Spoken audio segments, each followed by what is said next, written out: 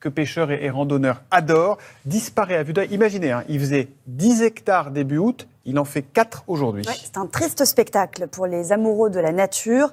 Des mesures inédites ont donc été mises en place pour sauver la faune et la flore, car certains redoutent une disparition totale et définitive du lac. La photo est impressionnante. C'est très impressionnant. Reportage sur place de Pierrick Becquet. Vas-y. Ouais, là, ouais. C'est des poissons véritablement magnifiques, qui sont en pleine santé.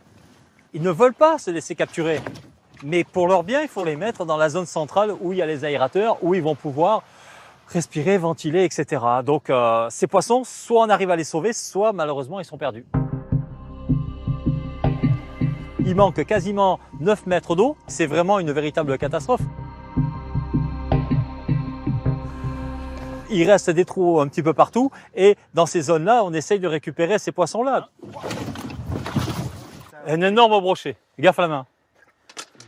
Ah, c'est un brochet probablement 10 kilos ça. Ah bah là, il est sauvé là celui-là. Une dizaine de kilos, un super reproducteur. Et voilà ces bébés ils sont là. Ça c'est les bébés de la femelle qu'on vient de voir.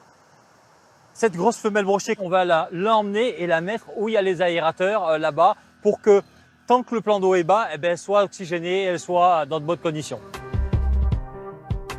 Bon allez, on va aller faire les relevés d'oxygène pour voir un petit peu où on en est avec les aérateurs.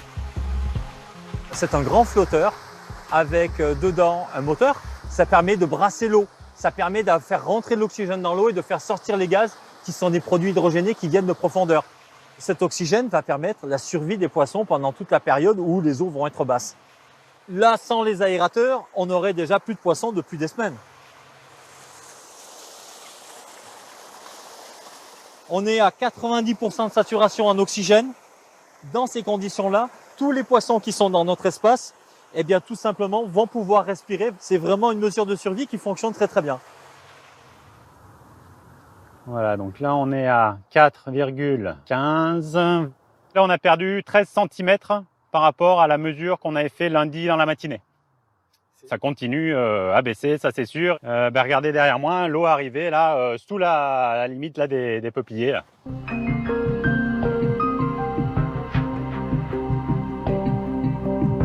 On a besoin d'eau, c'est tout. On a juste besoin d'eau. S'il se met à pleuvoir, eh bien, ça va commencer à remonter. Si ça passe un automne comme on a connu l'année dernière, ça va être véritablement un problème. Jamais on a vu le lac aussi bas. Jamais on pensait qu'il allait baisser autant. Et on ne sait pas. Et le pire, c'est qu'on ne sait pas jusqu'à quand il va baisser. Il y a danger. Le milieu piscicole est en survie.